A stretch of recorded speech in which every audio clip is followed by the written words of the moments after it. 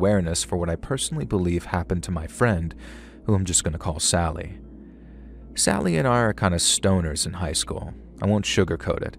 We performed well academically, so I guess the teachers and our parents just turned a blind eye. But we smoked a decent amount of pot, and Sally would have really gotten a kick out of it becoming legal just after her death. Thanks, Obama. No, really. Now anyways, one day, Sally came to me very excited. She heard about this new, no, this is read as very old, drug, and it was like weed but way stronger. And better than that, it was totally and completely legal. She produced the biggest baggie of weed-looking substance I'd ever seen in my life, but it was a darker, spikier bud than what I was used to.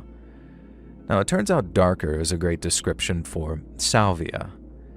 Maybe it's not the case that everyone has a similar experience, but everyone I've spoken to has. I smoked a regular joint of salvia, assuming that was the right way, as did Sally. And the high, if you can even call it that, only lasted about 45 minutes. Let's just call it a trip instead. And during that one single experience on salvia, I believed I was God, and then the devil. And at one point I knew I had superpowers, but I dare not use them. I could tell where Sally was sitting, on my couch, but I couldn't see her. She was semi-invisible, kind of like when the Predator cloaks himself in those movies. And it was like the light was refracting around my friend.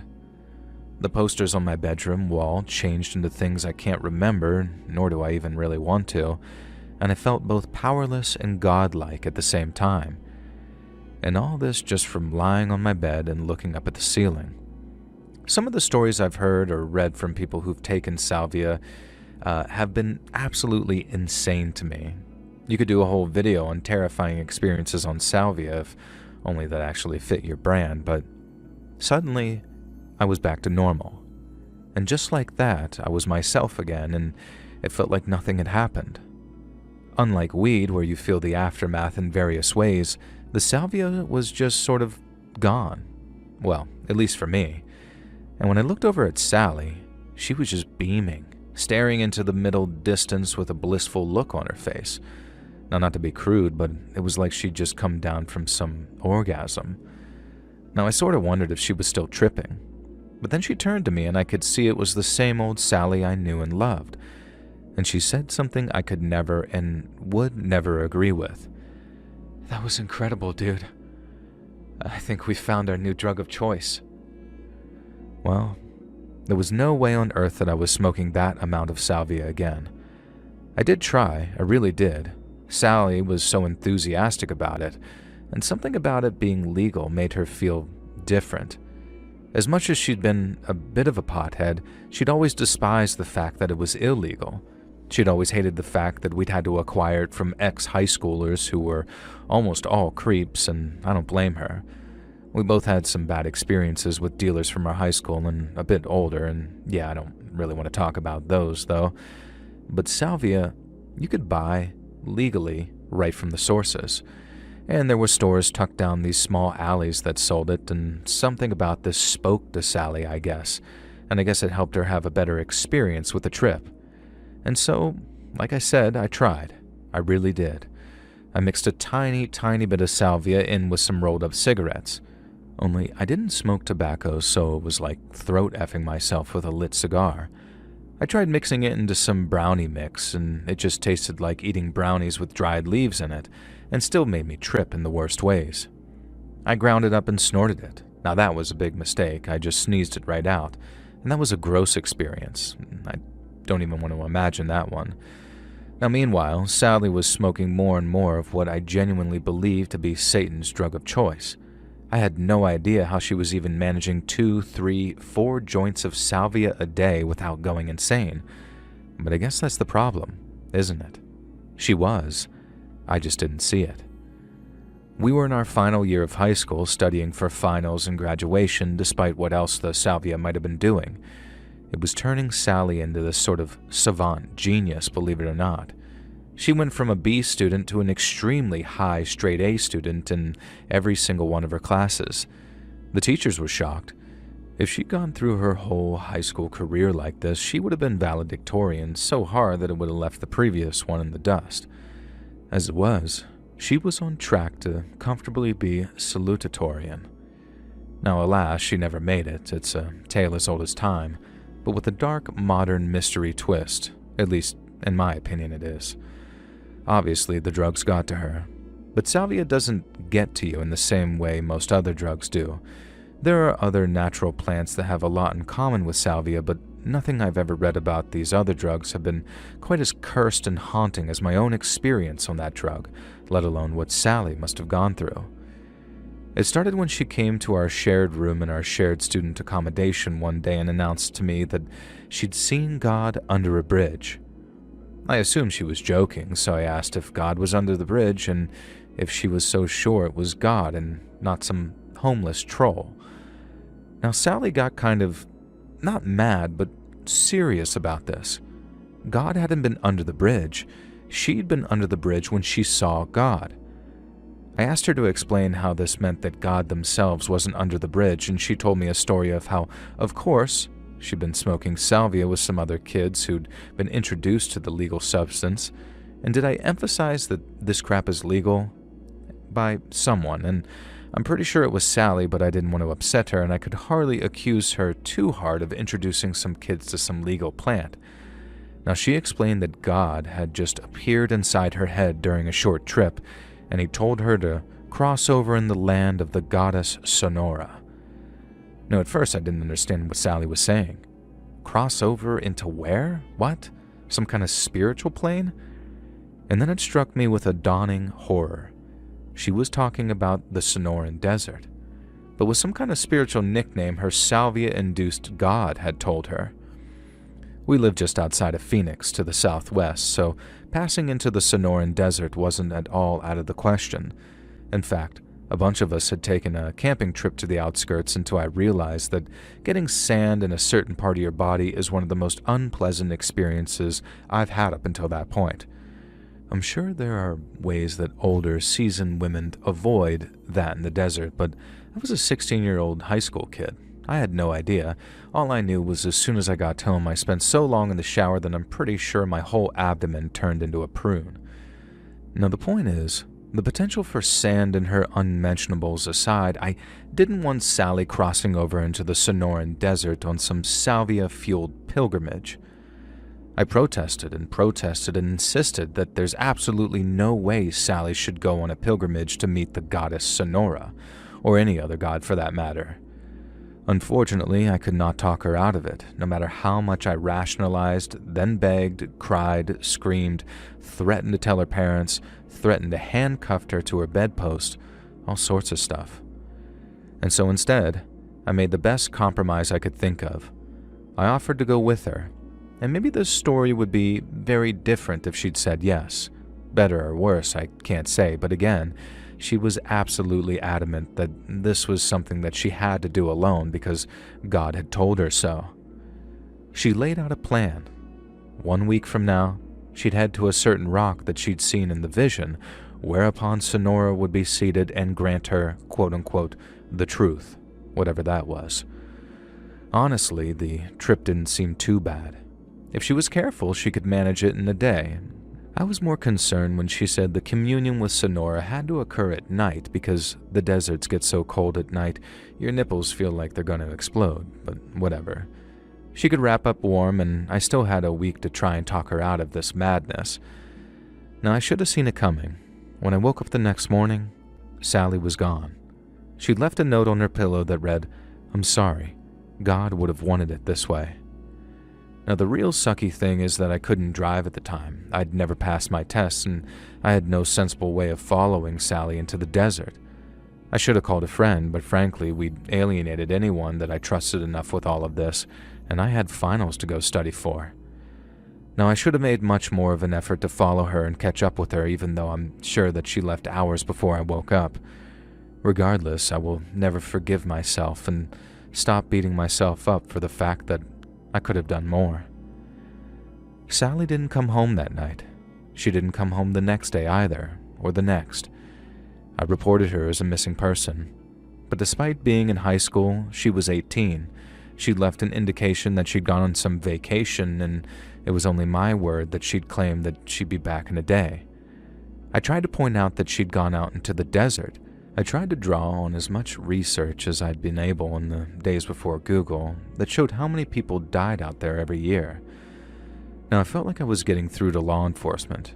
They promised to send some ranger out to scout out the route that Sally had told me about, and then I made the mistake of mentioning salvia and visions, and saw their eyes glaze over, and at that point I think I lost them.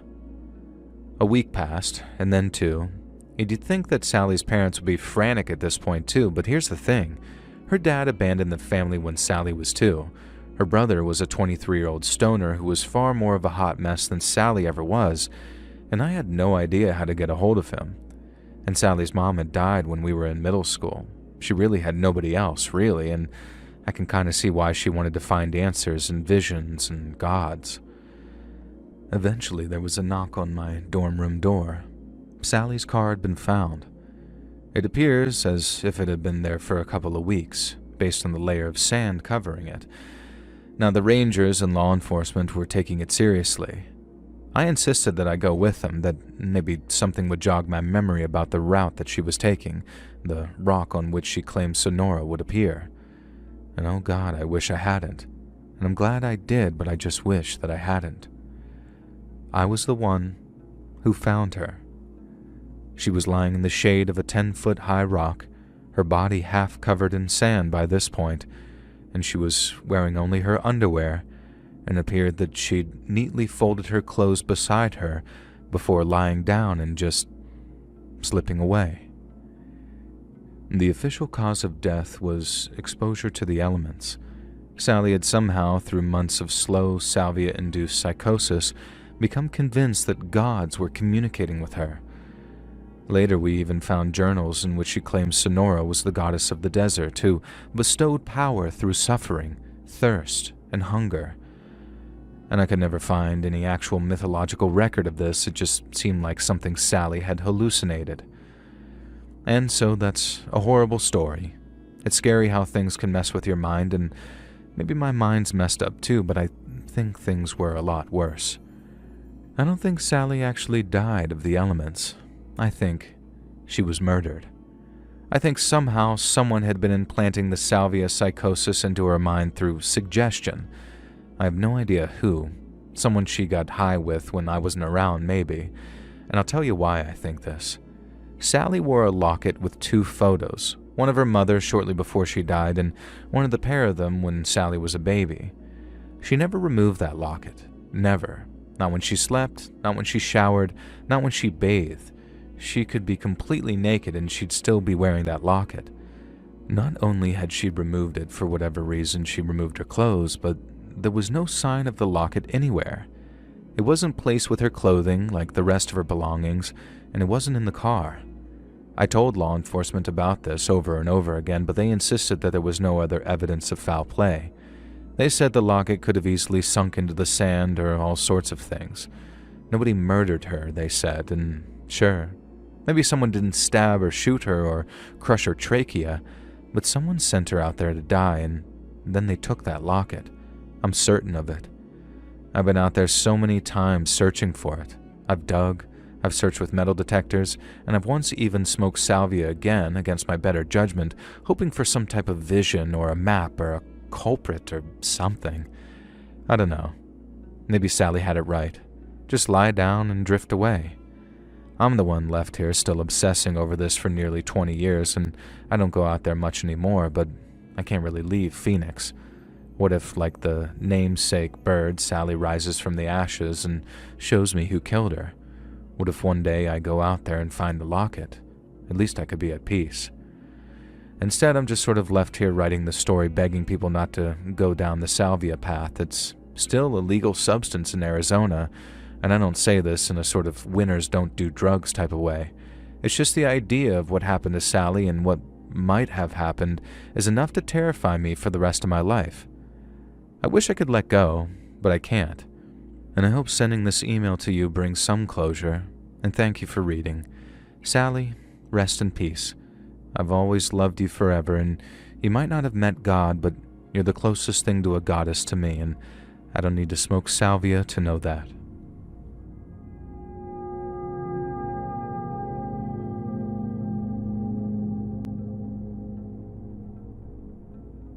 So I've been asked to write into you by a younger friend who's a listener. I hope you get a kick out of this one. Apparently you do like bat crap crazy people. Now, a bunch of years ago, after the dawn of cell phones, but before the rise of smartphones, me and a bunch of buddies decided to go on a little trip. We've been dreaming of this trip since college, talking about it a bunch and never actually doing it. And so one summer, I was all, guys, F this. We're doing it. We're doing a road trip across the states and nothing can stop us now. Now, we're all from sunny California and all went to the same college there, so it was just a case of seeing the country we so love. And there was no real rhyme or reason to our route. We just plotted out a vaguely cool-looking trail that would take us to all the places that we'd always wanted to visit, or drive through, or pass by with a sort of look of disgust. I won't lie, the four of us were kind of comfortably off. One of us was, and still is, disgustingly rich, but also the most generous pal you'd ever meet. So he offered to fund the majority of the trip, with the rest of us chipping in for food, touristy stuff, roach-infested digs that we might stay in, that kind of thing. But our rich buddy, whose name honestly is Rich, paid for the vehicle, the gas, the upkeep, and he bought a brand new car for the trip, actually. And it was an absolutely stunning Camry, and to say that I was jealous would be an understatement. Now, a slightly buff silver, this thing was a beast. It maybe wasn't the best choice for a road trip. We would have probably been better off getting a van or a camper or something, but we just wanted to drive the American highways looking cool as we did. Now, there were four of us, and the Camry was comfortable, if intimate and crowded, and that was fine with me, given who the group members were. There was Rich, his boyfriend Andy, and then there was me, of course, and finally there was Kay. Now, I've had a huge crush on Kay since the first year of college and never made a move. We just graduated at the start of summer when we went on that road trip, for some context. Now, naturally, while we all took turns driving, the majority of the trip was Rich handling his brand new Camry and Andy riding shotgun.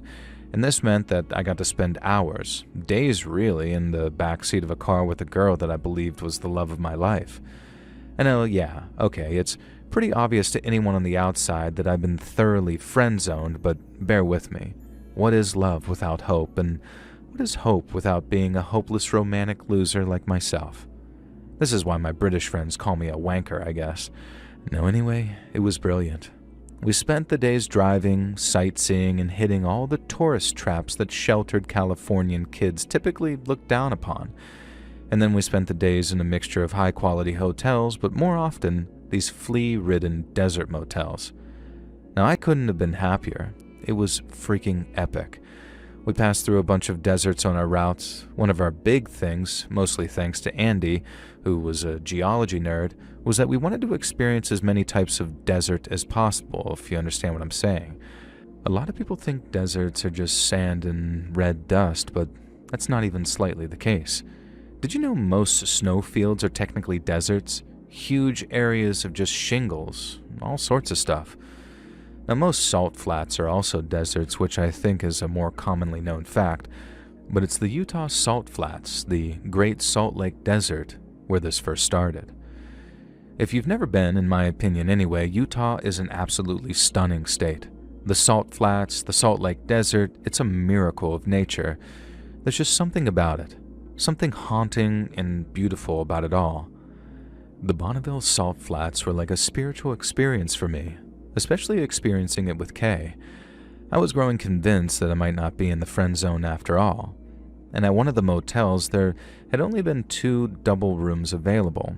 Kay was the one who suggested she and I share, and nothing happened between us, but she wasn't particularly shy in walking out of the shower wrapped in a towel. You know, the kind of thing that makes a naive young man think that she might have a crush when really it's a huge friend zone red flag. But all well, not the point. Well, it is and does sort of relate, but let's not get ahead of ourselves. Now, we spent maybe too long exploring the deserts of Utah. The sun was beginning to set as we trekked back to the car, ready to head to our next rest stop destination. A few miles down the road, and we spied a car pulled onto the verge. Unpleasant-looking black smoke was billowing out from under the hood, and an extremely red-faced man was pacing back and forth behind the car, as if hoping the desert plains would offer up some answer. We slowed and pulled up behind him. No way were we leaving a fellow traveler alone on the road, especially knowing how cold it could get even in the summer. And that's another thing about deserts. Most of them get extremely cold at night, you might know, apart from the frozen tundra ones, of course. They're just cold, period. And so, the road we were traveling wasn't entirely void of other travelers, but it wasn't exactly bustling with traffic either. Most of the other drivers seemed to be vacationers or road trippers like us.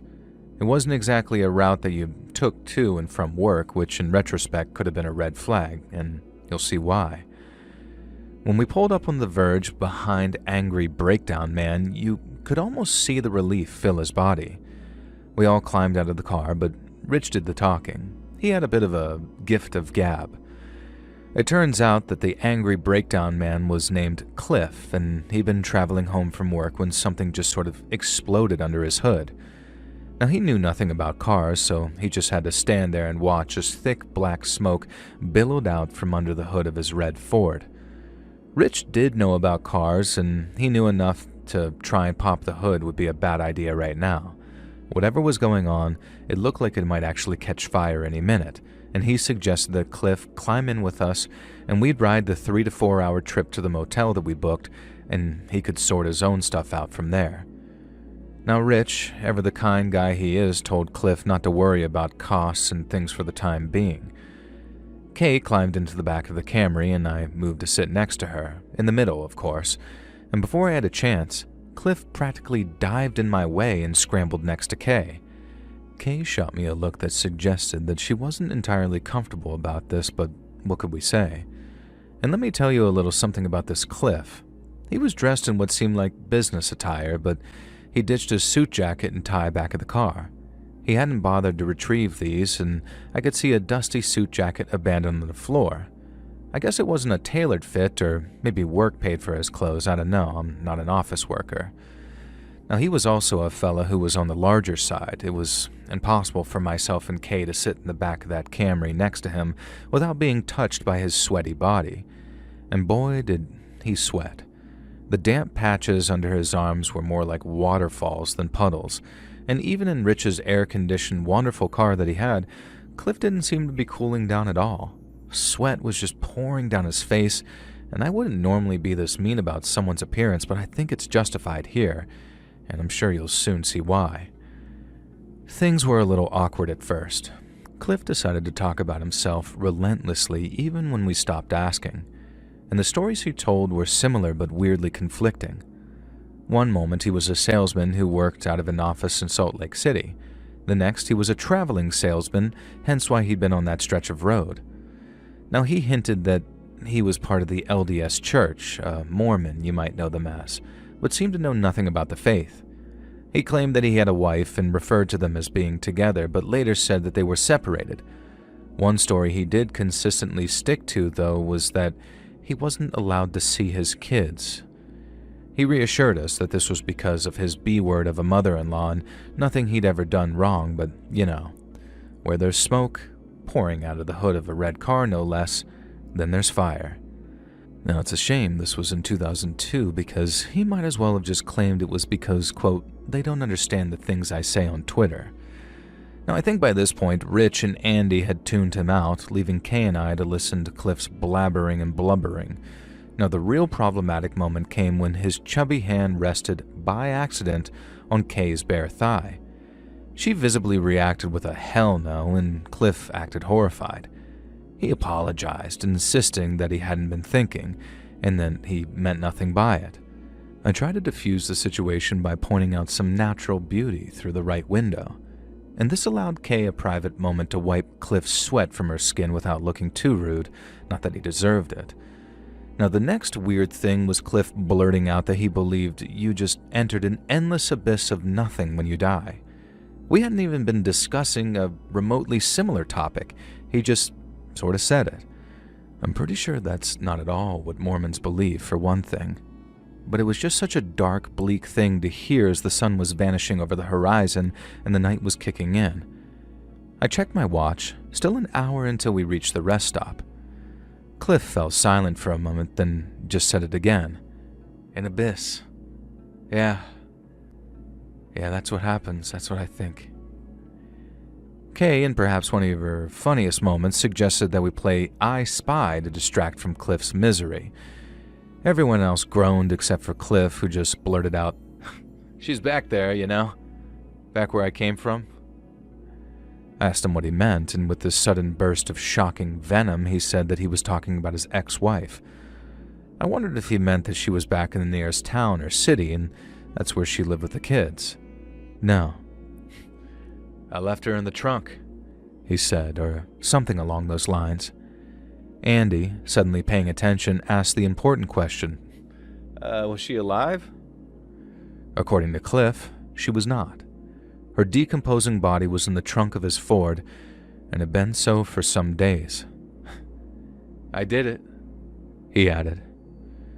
Well, holy hot salt, Batman. What were we to do? This guy had just outright claimed that his dead wife, who he had murdered, was sitting in a car we were driving him far away from. On one hand, we could just keep driving and get him to the rest stop before calling the cops. In the early 2000s, our brick Nokias most definitely didn't get reception out in the salt flats, and for all I know, it still is a cell phone dead zone out there. On the other hand, for all we knew, Cliff had a knife or a gun and a surprising propensity for in-vehicle violence. And the longer we drove with him, the more at risk we were. Kay, the genius, had already been working on a plan. Then she says, "Hey Greg, I forgot to show you this pamphlet for the world's biggest aubergine. Check it out." And then she reached past Cliff and handed me this pamphlet. Now I was confused at first until I looked through. Somehow she managed to scribble a few words inside. "Gonna ask to stop to pee. Kick him out." I replied telling Kay that the huge aubergine looked like a great time and we should visit, and that was her cue. She asked Rich to pull over so she could quickly take a pee in the salt desert, and Rich obliged. Kay climbed out of the car, clearly trying to keep calm, and I saw her step to the side. And then, in an act of heroic strength, I genuinely don't think I would have managed if I hadn't been trying to get into Kay's pants, I both shoved and kicked Cliff out of the open door. It somehow went perfectly. He went sprawling face first onto the asphalt, and Kay gave him a kick for good measure and dived back into the car and screamed at Rich to drive. He was peeling away before Kay even got the door closed. Kay and I looked out the back windshield while Rich and Andy checked the rearview mirrors, and what we saw chilled us to the bone. Cliff was spinning around, howling towards the sky, tearing his shirt off, and as he did so, we could see the old healed scars of something that looked like a pentagram on his back. We hightailed it to the rest stop, breaking the speed limit almost in the hopes that we'd get pulled over by cops so we could tell the story. No such luck, but we did call them as soon as we got to the all-night diner attached to the motel. We breathlessly recounted our story to the night waitress, who seemed to regard it with an almost bored acceptance, claiming that yeah, weird things happen around here sometimes. And the cops showed up a couple of hours later, which I guess you can't blame them for given the remote location. And they went looking for Cliff and told us to stay at the motel for a few nights until they got back in touch. And there was no sign of Cliff. They did find his Ford, which had been apparently deliberately torched. There was no murdered ex-wife in the trunk. Whether he went back and retrieved her, or he lied, or something else entirely, I have no idea. There were no reports of a missing person, especially anyone married to a guy called Cliff, and his existence was just some mystery. The cops theorized that the pentagram or whatever we saw carved into his flesh was some kind of leftover from the handful of true stories of satanic panic from the 80s. Some kids really did suffer from abuse masked by the satanic panic furor. Very few people are aware of that fact. Not all of it was actually made up. And so Cliff could have been anyone. He could have been a mentally ill victim of an abusive upbringing. He could have been a member of a 2000-style Manson family. He could have been a wife killer. But one thing he couldn't have been is a passenger on our road trip for any longer than he was, and I have no regrets about kicking that terrifying man to the curb, literally. But as one final sting in the tail, which I'm sure you've guessed, yes, Kay and I never got together. I wasn't her type, I assume anyways, and I had the guts to tackle a potential wife killer, but I still never got the courage to tell Kay how I felt about her. Oh well, if Cliff's marriage was true and any indication of married life, then maybe I'm better off staying as a single, eligible bachelor.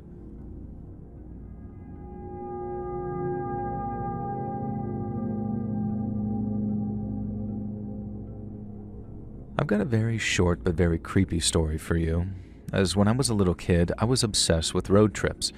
Every chance I'd get, I'd beg my mom or dad to take me for a drive. I particularly liked driving at night, and there was just something comforting about it, and still is.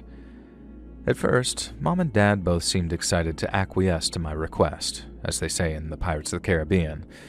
It was like a family bonding exercise, but then it became just Mom or just Dad, and they'd both say no. Eventually, my parents split up.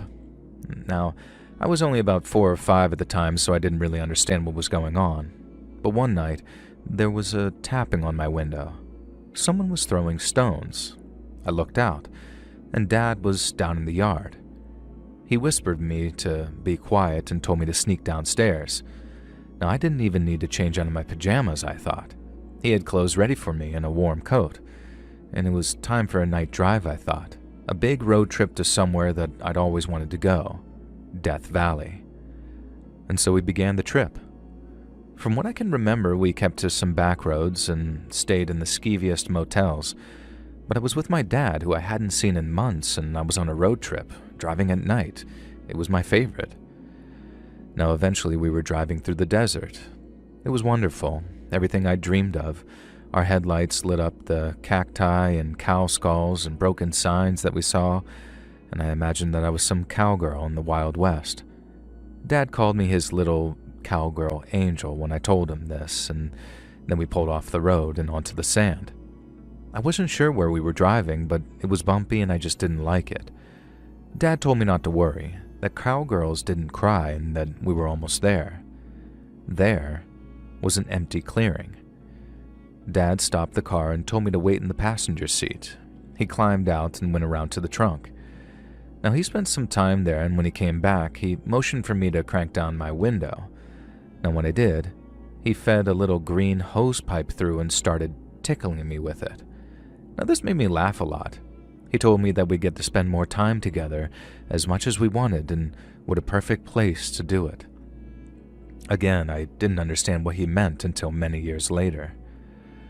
Suddenly, there were sirens, and shouting, and yells that guns had been drawn. That hose pipe disappeared from the window, and the rest is just some insane blur. I was now in an ambulance, then I was in a hospital, and then Mom and my grandparents and my aunts and uncles kept coming to visit. Mom was crying a lot. I didn't see Dad, and I kept asking about him, and nobody would say anything. I asked if we were going back to Death Valley and that I wanted to see the desert again. Mom said, maybe one day, but not yet. Now, years later, I found out the truth. Mom had full custody of me, and Dad wasn't allowed to see me at all. I still don't know why, and I'm not sure I really want to know. But he kidnapped me and took me out into the desert, and I'm sure you can imagine what would have come next given that hose pipe. Thankfully, Mom had noticed I was gone and called the cops. They put out some APB on Dad's car, and the rest is history. Thankfully, I'm fine now. A little bit of therapy and a few night terrors is a small price to pay for surviving, and I'm just glad that Death Valley was a misnomer in this case, and I was able to continue living my life rather than ending up as one of the many bodies buried in that desert sand.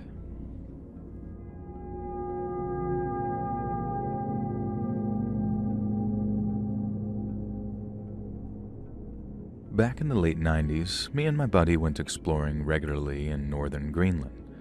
We've always been the type to do the opposite of everyone else. Plan to do a tourist trek to a regular area?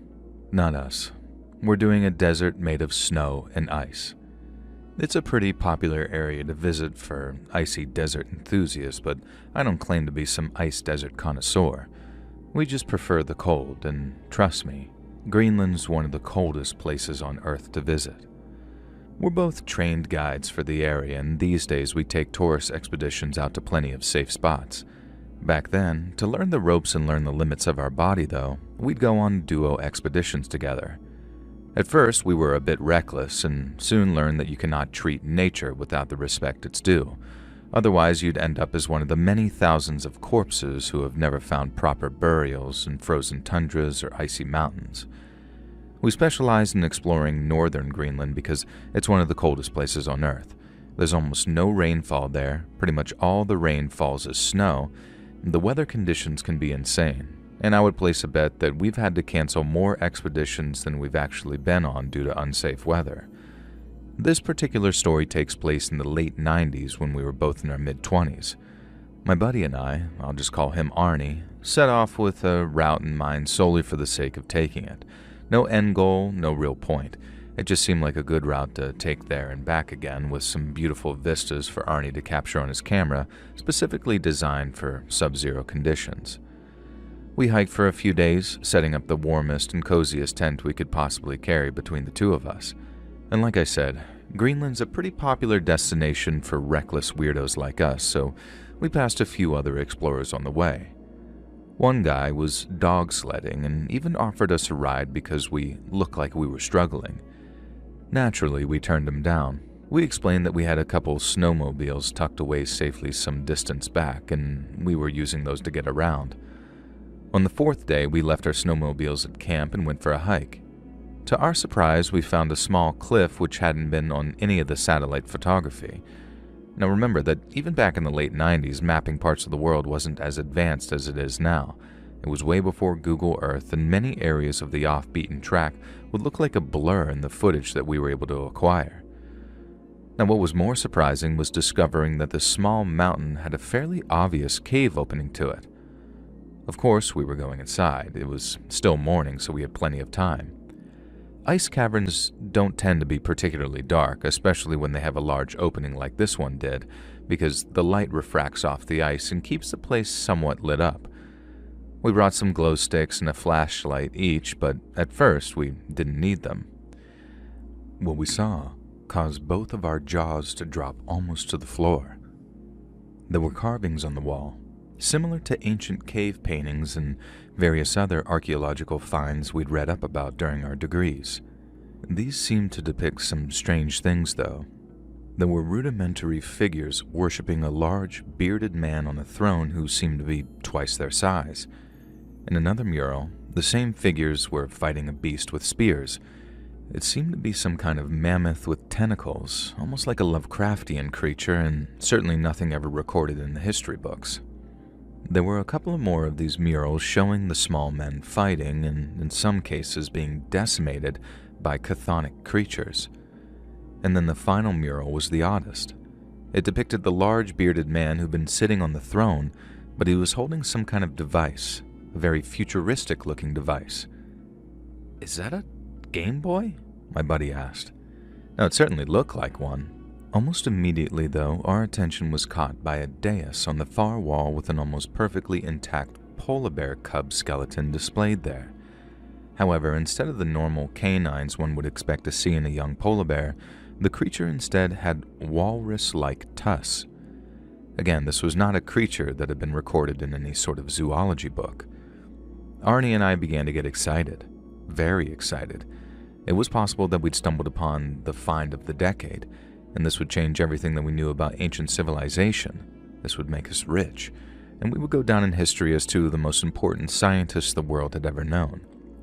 If only it hadn't been for that goddamn Game Boy in the final carving. "You like my art, huh?" The voice called out from the back of the cave in a different room. I recognized the accent immediately as Norwegian, and a man came staggering into the room, clutching an ancient-looking bottle of what I'm sure was some home-brewed moonshine of sorts. "Like my home, do you? Just walk in, do you?" And we began to profusely apologize. It didn't quite dawn on me then, but what we found was a very unconventional Germanic artist. None of these cave carvings were ancient secrets of mankind. None of those monsters were unknown beasts. They were this drunken Norwegian bestial's OCs, really, and there was a carving of him being worshipped by his minions. And then, for some reason, he'd carved a picture of himself playing a Game Boy, probably. What the horrible polar bear skeleton was, I have no idea. I guess he'd moved on to sculpture. We profusely apologized and began to slowly back away from the door.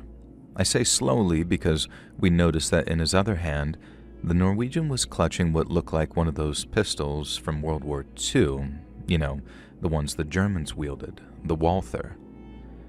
"Maybe one of you will stay here," he said, very clearly looking at Arnie. According to the Norwegian artist, it got very lonely out in the caves, making his art. Maybe my friend Arnie would be a perfect companion for him, someone to warm his bed at night and warm his body too. Now, I'm not going to speak for Arnie, but I didn't think it sounded like an appealing prospect for him, and I wasn't ready to leave my friend to the mercy of a clearly drunk, clearly insane Norwegian. When the man threw his empty bottle against the wall, we both jumped in fear, and this Norwegian roared with laughter. His pistol was now trained on both of us. The Norwegian grunted that actually he was bored of us, and he was sure that he could find a much better companion. As his English grew more and more broken, he told us that we had 10 seconds to run before he ended us there and then and turned us into his latest art pieces. Me and Arnie had never ran so fast out of anywhere ever. I have no idea if the Norwegian was even following us. I didn't even care. We did not stop running for 2 hours until we reached the camp and the snowmobiles, and by then we could at least see that he wasn't following us. We packed up camp and hightailed it out of there, riding those snowmobiles for 2 days without a break, and we only stopped to refuel. The adrenaline, the cold, and some substances we should not have had kept us awake. We got back to the nearest town and immediately reported everything to local law enforcement, but you know what they said? "Oh yeah, that's Lars. He can get a bit like that, he's a real character, but he's harmless though." They wouldn't even go out to speak to him. Now, I still love Greenland. We live there and operate as tour guides for tourists who want to see the nice and safe parts of the country. But trust me, we don't take them anywhere near Lars's cave. And it was hard to tell how old he was. He could have been 80 or he could have been 28. In my opinion, he's still out there, carving his little weird drawings, and I guess it is a unique art in a way. The main thing I wondered, though, was whether he's upgraded from the Game Boy he carved himself playing, or if he's got a Nintendo Switch now.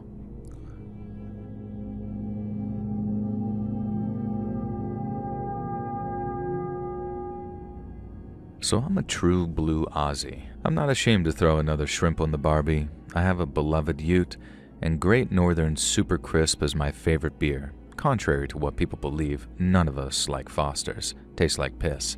It's made here, but it isn't drunk here. Super Crisp is where it's at.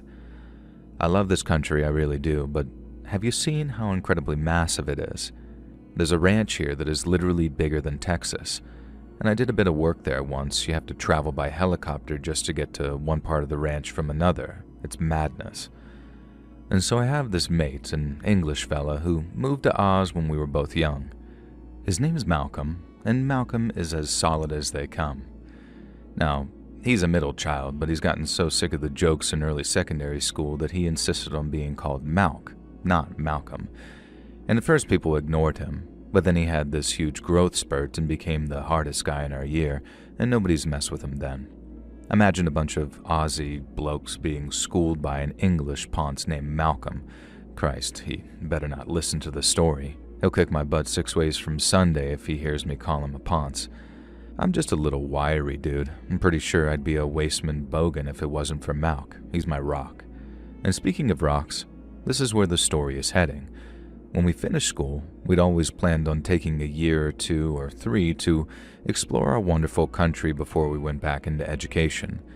And one of the places we'd both always longed to visit was Uluru, the Ayers Rock to you foreigners. It's a bloody majestic place it is. Photos don't do it justice, they really don't. In fact, it's actually easy to see photos of Uluru in books and get mixed up with totally different, smaller rocks. That is, if you're a dummy with no sense of direction and no Malk to guide you on the right path. But here's the bummer. Malk and I planned this epic adventure all throughout multiple years of school. We were both a fifth of the way into this planned expedition. We were going to play it by ear, but the final year was meant to just be, let's head wherever. And so we rented a nice hotel for our trip to Uluru. No, I'm just kidding. We actually stayed in the grodiest hostel that you can imagine, and I'm pretty sure that's how Malk got sick as a frickin' wild dog. Now, I won't go into details, but it was coming out both ends, if you know what I mean. And naturally, I was going to delay the trip to Uluru or cancel it altogether, but Malk then responds, "No, mate, you gotta go. It's bad luck if we change the plans. Go there for me, get some Bonzer photos, and if it really is as epic as they say, then we'll do a return visit on our way back cross-country." Well, I didn't need much persuading. I loaded up the ute with supplies tossed in the spare single-man pop-up tent that we'd been carting around, and headed off on an adventure as Malcolm headed off for yet another trip to some grody bathroom. Poor guy. But in retrospect, the stomach bug probably did him one hell of a favor. So imagine a montage of me driving to Uluru in my ute, confident that I don't need a map or GPS because I guess I've memorized the route a million times, and imagine me reaching Uluru and feeling a little underwhelmed because it's a lot smaller than I was led to believe and a lot less vibrant. It was just kind of a big rock. I don't know what I was expecting, but in the moment I thought, I'm here now. I parked a bit of a distance away. I didn't want to disturb the tranquility with my lad-ass car, and then headed to Uluru on foot. Or at least I thought I did. Eventually I decided to check my map and my compass and realized that I somehow managed to go ass over tit and ended up in completely the wrong place. This wasn't Uluru, not at all. It really was just some underwhelming rock, and how I managed this I'll never know. Like I said, I'd be a waster bogan if it wasn't for Malcolm's influence in my life. My useless sense of direction meant that it took me a solid 3 hours to walk to the rock, which I've nicknamed Yoo-Hoo, and I kind of just wandered around the place, taking a few photos, imagining how Malk was going to rip the absolute feces out of me when I told him about this. But just then I heard this voice. Now, if I thought that I was a true-blooded Australian, this guy put me to shame. He was like every rough Australian survivalist stereotype thrown into one, having smoked 40 cigarettes a day to boot. And guess what? He was a survivalist. He wore a duster and one of those hats with the corks, which I genuinely thought only existed for tourists. But no, he told me later that they were an Aussie staple. Now we got to chatting and I explained that I was looking for and initially thought that I'd found Uluru, and he got my back up a bit when he called me a tourist, but this guy didn't seem like the kind of fella that you wanted to mess with, so I just laughed it off. I mean, to be fair, I had been an idiot. I told him where I'd parked the ute, and he just shook his head. Apparently, I'd gotten all turned around there too, and there was no way that I was getting back to the ute before dark.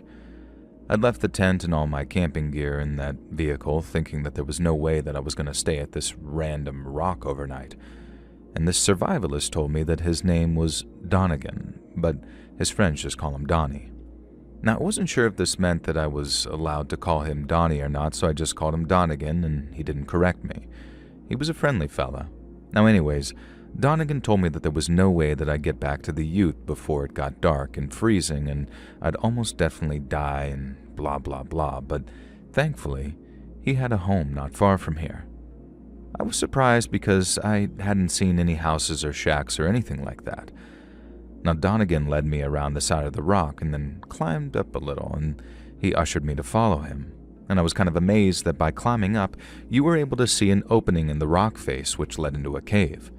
We squeezed through, and I have to admit that I was impressed at the home Donegan had made for himself.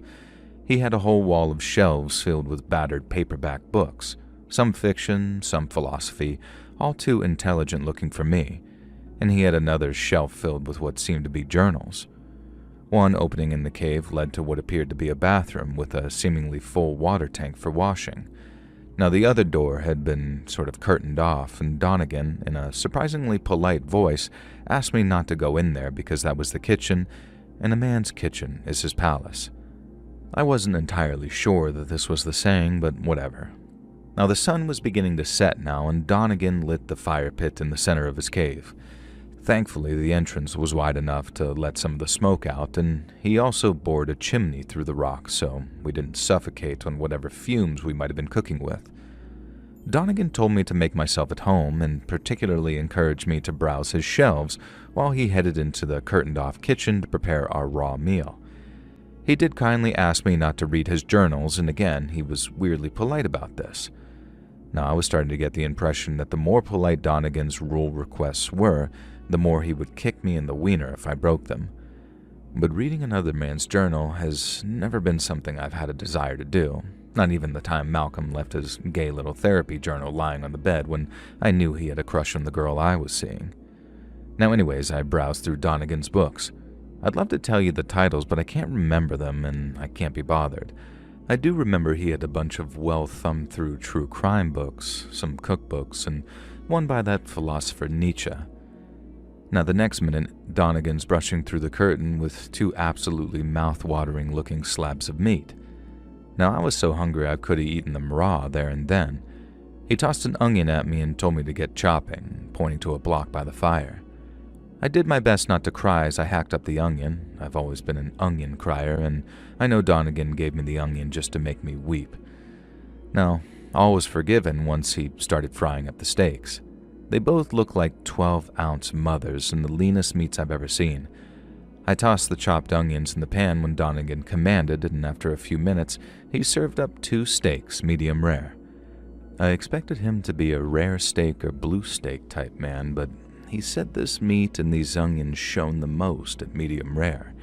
He briefly heated up a jar of sauce, which was divine, and we sat in silence as I ate maybe the greatest dinner I've ever been served. "How was that as a last meal?" Donegan asked. His face was stony and serious, and I asked him to repeat what he'd said. I said, "How would that be as a last meal?" he said. But the smirk on his face let me know he knew exactly what he said originally. I told him it would be pretty much ideal as a last meal. Donegan laughed and said, thankfully it would be. I'd enjoyed plenty of great cuisine on my grand trip, and then, out of the blue, he asked if I'd been to the Blanglo State Forest. I said I hadn't, but it was on our bucket list. Donegan looked at me seriously and warned me to be careful, because the backpacker killer was still roaming that forest, looking for backpackers to kill. I pointed out that Ivan Milat had been arrested years ago, and funnily enough, he died a couple of years after this. Donegan just nodded thoughtfully but said nothing. Something told me that he either didn't believe Ivan Milat was the backpacker killer, he never officially confessed to anyone but his mother, or Donegan was trying to spook me by hinting that he was the killer. And then he asked me if I'd enjoyed the human meat I'd just consumed. By that point, I was getting wise to old Donnie's tricks. He wanted a reaction, so I gave him one. I jumped up in shock, shouting in horror, asking if he'd really fed me human meat. Donegan stared at me for what seemed like forever and then laughed. Without a word, he walked into the kitchen and came back out, hefting a cow carcass over his shoulder with cuts removed. "This was your dinner, pal," he said, and then dropped the carcass in one corner. "Now, time to sleep." And I had no choice, I figured. I lay on the guest mattress that Donegan offered me and tried to drift off, and somehow, briefly, I did. I don't know what woke me, but I woke with the knowledge that I absolutely had to leave immediately. The fire was still smoldering, and I could see that Donegan was not in his bed. It looked untouched. The cow carcass was also missing, and since I hadn't really brought any belongings with me to this Yuhu rock, I figured that I could just duck out under cover of night. I'd rather freeze to death than face whatever weirdness Donegan had in store for me next, and as soon as he'd mentioned Ivan Milat, my hackles had already been raised. And so I snuck out of the cave and slid down the side. I made it quite some distance, and I thought that I had a good idea of the direction of the ute, and then I was stopped in my stride. Donegan stood there in the middle of the desert, surrounded by what I can only assume dogs or dingoes. They'd clearly feasted on the remains of the cow carcass because bones lay picked clean on the ground.